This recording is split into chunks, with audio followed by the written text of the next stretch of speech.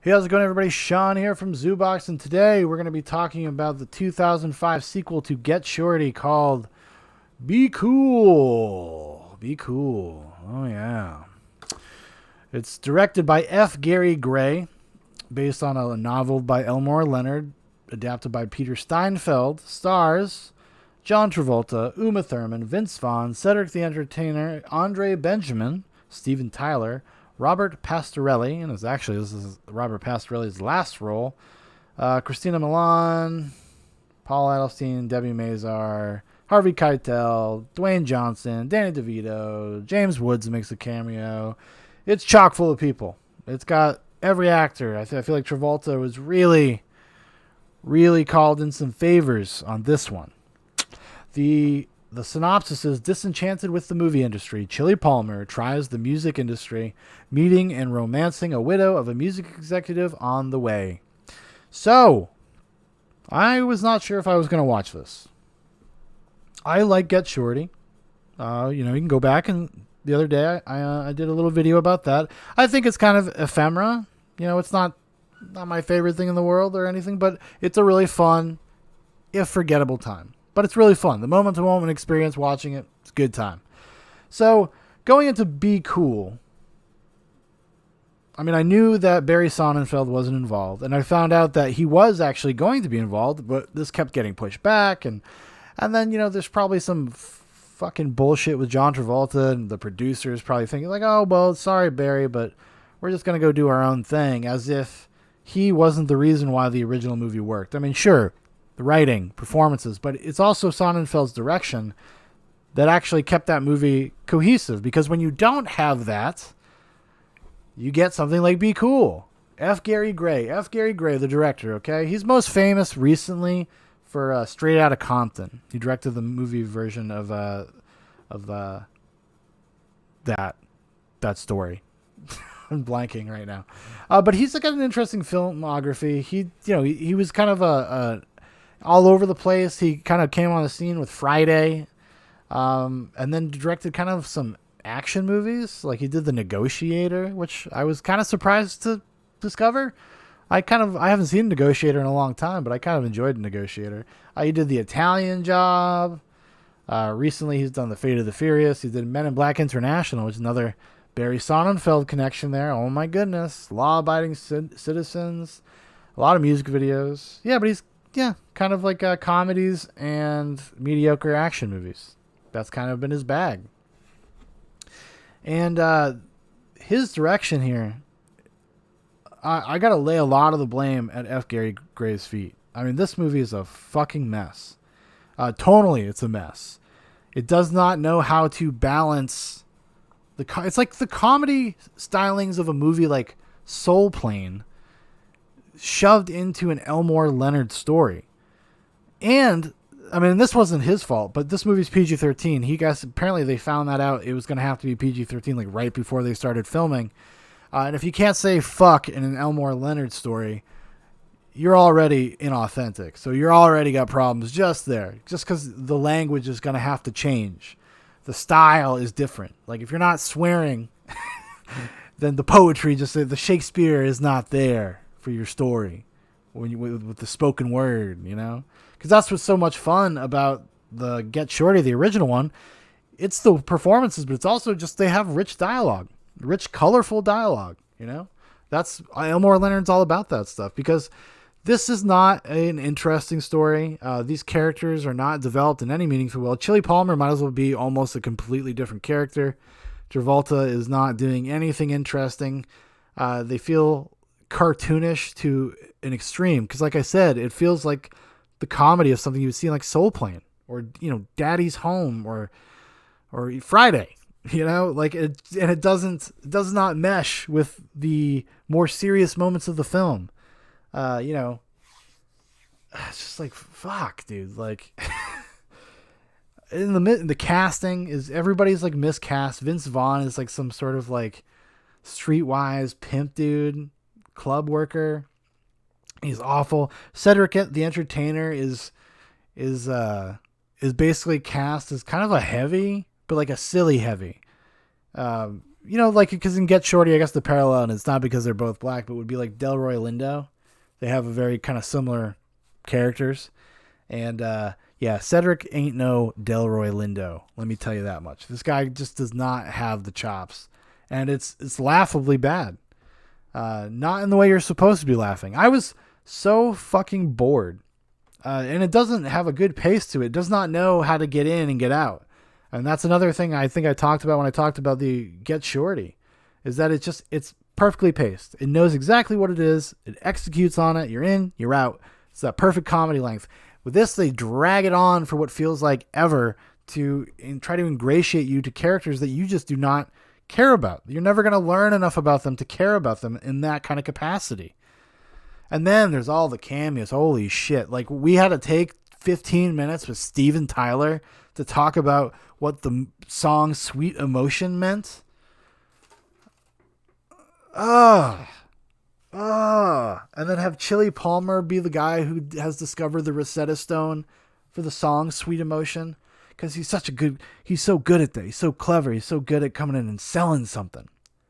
Oh, I mean, Jesus Christ. I have a fucking headache just thinking about it. I've developed a minor headache while talking about this movie for more than 30 seconds. I feel it right behind my eyes, like I was assaulted. I'm a victim of assault, of cinema assault. Be cool? No, sir. No. I mean, it's fucking nuts, man, because it's got a stacked cast. I mean, you got Keitel, kind of playing a heavy, or what could have been potentially a heavy. You see the edges of the Elmore Leonard characters, the types of characters he would write. And then he puts like people in the mix of that do not feel like Elmore Leonard characters and do not feel like they should exist in the same world. Like Harvey Keitel is a good actor. He knows what he's doing. Okay. Travolta knows kind of what he's doing. I think if he had better supporting figures, maybe it would have been a better movie.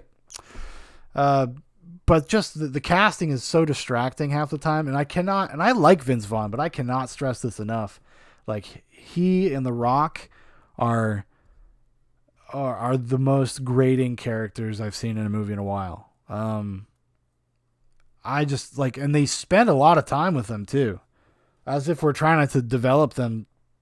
And for some reason, I don't even know why.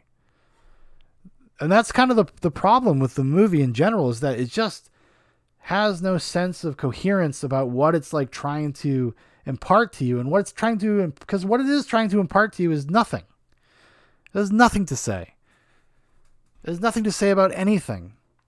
I mean, I know I'm rambling, but it's so all over the place. Like, the movie starts with like kind of this meta sense of like what should happen in the beginning of the movie. How many times you're allowed to say the word fuck in a movie. And they use it in this movie. He's like, in a PG-13, you can only say the F word once. Well, fuck that. Like that kind of hacky, awful shit. And that's all F. Gary Gray. I lay it all at your feet, Gray. Mr. Gray, this is your fault. This is on you, buddy. And it's not really shocking, I guess, if you look at his filmography, but that he wouldn't know how to make this kind of movie.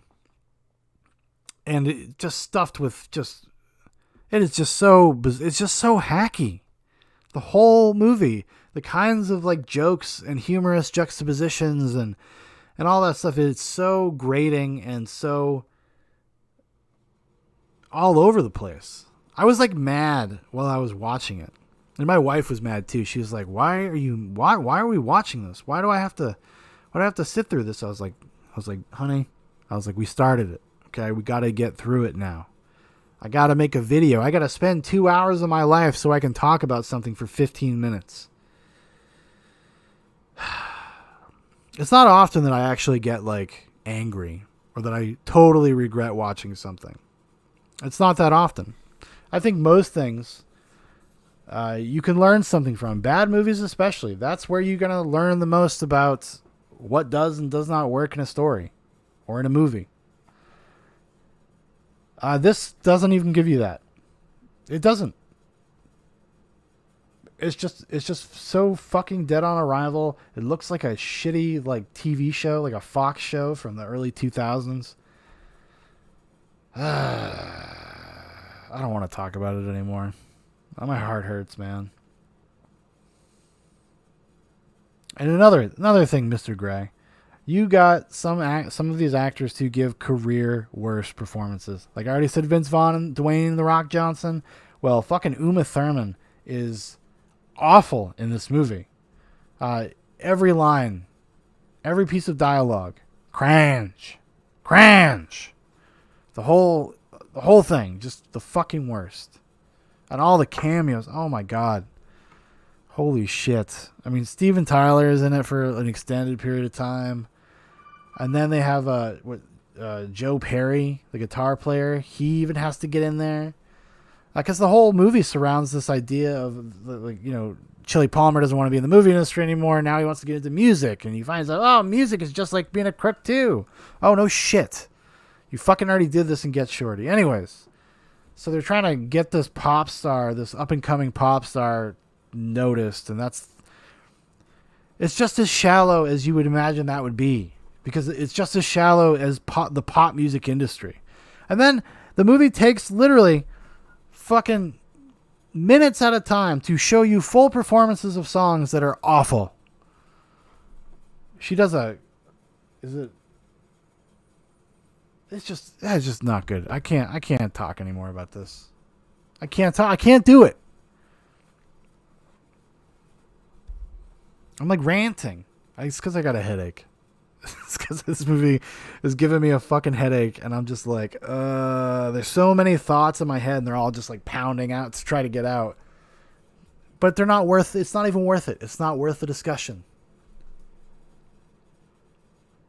This is why I should only watch Stanley Kubrick movies from now on. I'm putting a ban on F. Gary Gray movies for a while, at least 5-year period. He's on suspension.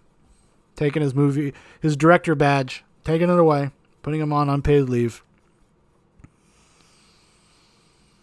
Blah. Movies, man. Fucking movies.